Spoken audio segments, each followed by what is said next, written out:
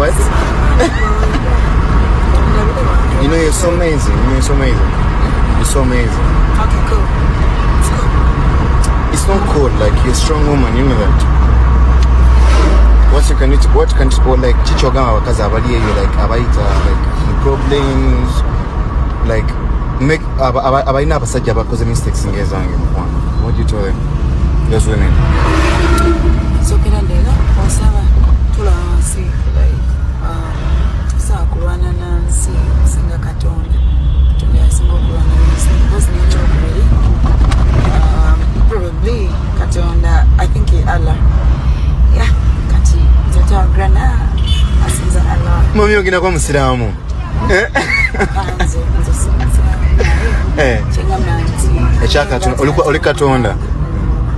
chintu kya katonda yeah was nature nanti tuuliriza nno tuli ku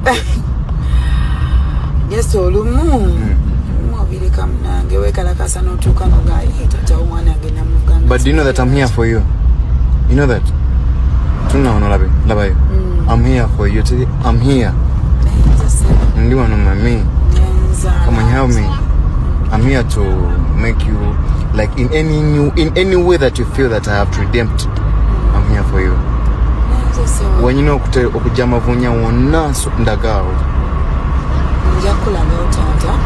nabanzobodde ninangeranje musimu matata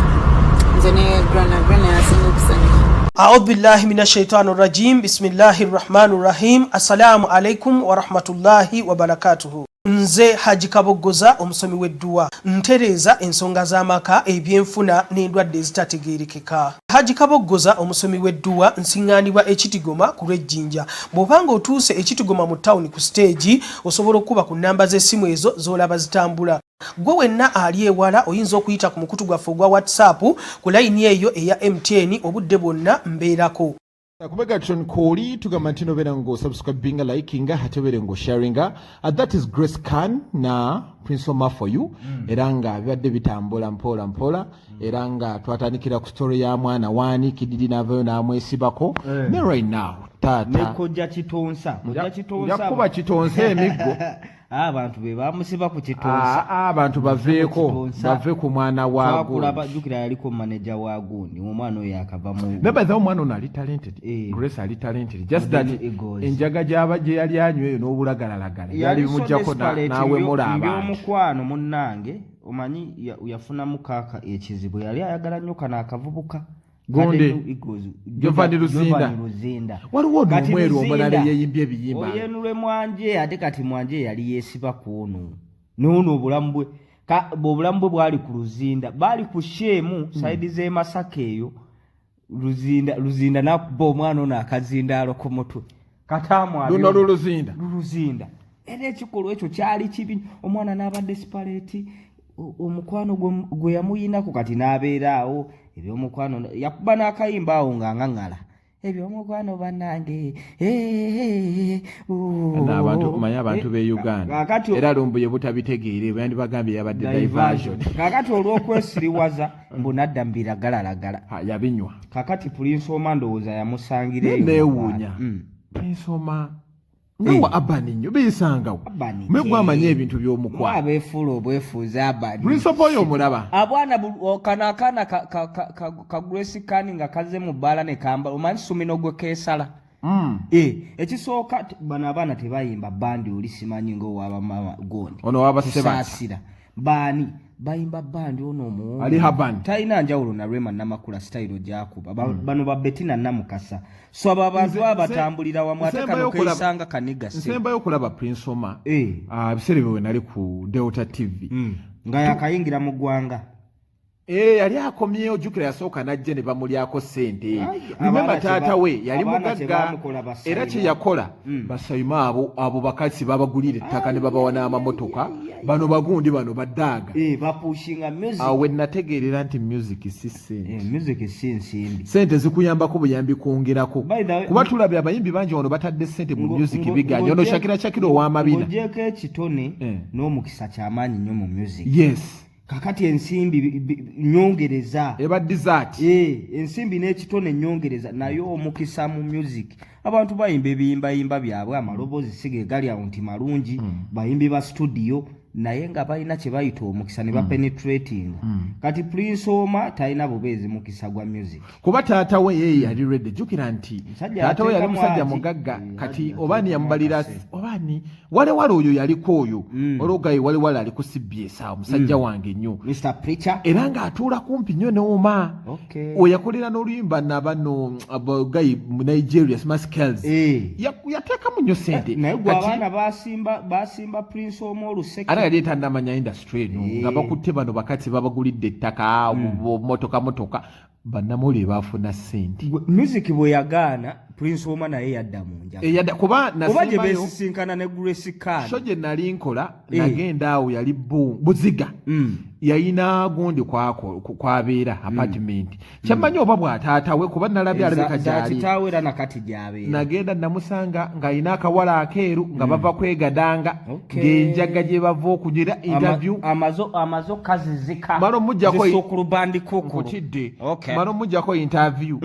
anti nze abafuta mbanga tomanyi mu kkubo oluseke era ayina ku sente ante ku 0701 nfune data agenda okubeera nti mbaweereza mbawa olugambo luno olugambo mbadde nalwo emakiina nga sirifulumyanga tubadde tutoberera eno ffekka nenno nga tulina info abantu bangi abali ku mmega gwe batannafuna era beekume kimmatho alaba nekiina amabeere kiina endingidi ekiina n'endingidi nali nakyo ejjinja kyankuba ebbina ekyana kyenkyagalako enagi performance ku stage kimmatho ekyo era singa tekyali kinene gubuto gunene okwo kakati mbadde gamba ntuuka tumala okukola interview nti nkuba oluseke nga omanyi bampeeyo kye bampa nagamba Megatron ngenda kuteera ku ssimu nakuba essimu ate nze nkuba essimu emirundi ebiri yakolanga kano kaloko down ka Mr Easy nemuta nenne abayimbi ssebo bakola ebintu ne balowooza nti tujja kusirika ate nze nakolima kyekyamusuula nze yakolima teyaddangu so nze kati nziramu okumulaba jukira n'afulumyako awo ennyimba You and Me Lydia Jasmine n'aleeta bingi ayina n'akayimba awo keyagira abatuzaala bwasimanya moto lwana bakebera emitima talina luyimba lwe yakola lwakwatayo bambi I mean, it was a good song like seriously alongside Lydia Jasmine lwali luyimba bwerutyo mukana ebikola otya naye lwakubanza yimba bubi nange byali so right now love ebayisa mukabu era bali mu studio bali mu studio Kididiki ye yavuddeyo n'akola statement n'agamba Prince Omar akuŋŋaanye ssente zaayonoonedde mwana bw'abadde amugulira obunywanto bupampapampa obubirabira buno obw'omukiwato omwana ayawule yamugaya kati kuba bwakwawula buba kati bano abakula ne bafuna obesity bate bayawula oyo gundi kiri bwe kiti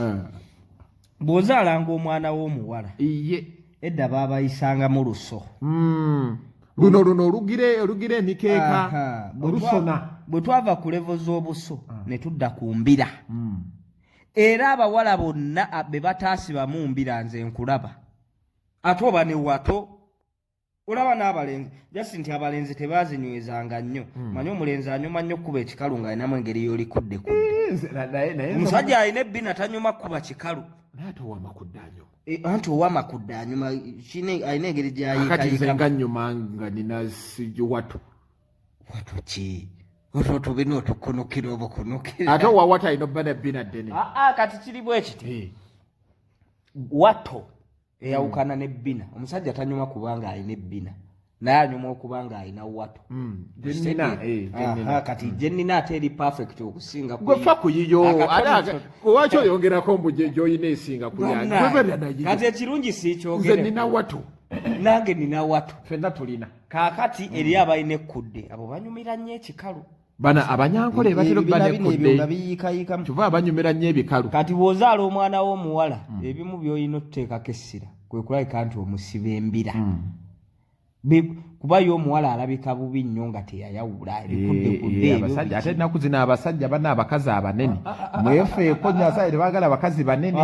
obukazi obutono obwo obulaba kale ne bw'oba linene nga wayawula obukazi obutono obwo obulaba kabeera mugundi awo nekeekokerako ebintu bwekakutuusa ne kadde twendi eriko ya butiiti naye omukazi omunene ate akatiiti kavuga anti bw'obulira muli akatiiti mu kisenge kulabika nti bw'oba otambuza ekintu kanyeenya ne kavaamu amalobooza go gasawundinga bulungi okuba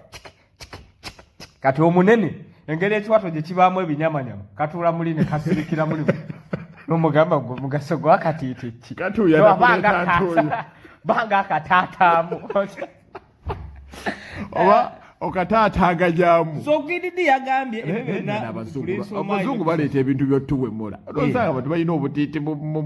ate nno byaffe byawano si byabazungu nedda nti kati abaana bamba bwambala ne babuteeka ku ngulu anti kyekyo bagamba mbu obutiiti oyo babukolanga babuterekanga ogera mugenda mu kisonga South Africa era eyo trend gye nina akantu kenabya ku tiktok waliwo gundi awo abali wano ku Megatron kambazigirire abasajja waliwo kagundi ako gundi TikTok uliriza TikTok gundi bannange bateekako abawala abalina amabeere nga bwegati gali wabweru bannange mudduke gana ejina emiyembe gya kibeere bannange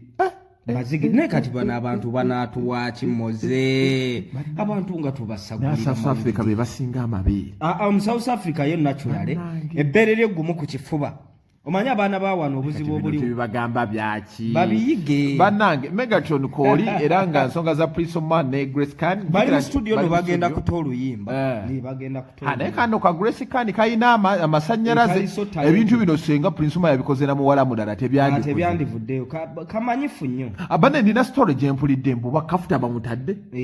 bamutadde bamutadde nsembi okuwulira nga bamutadde kale story ndowooza tujja gibawo enkya ku makya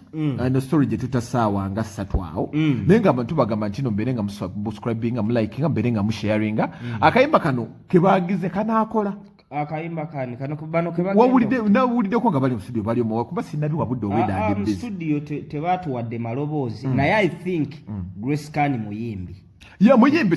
ekyo sidawutinga great talent kati katuwulire omwami butya bwagenda omusika kuba ye omwami wakusika n'omwami muyimbi naye just abadde talilaki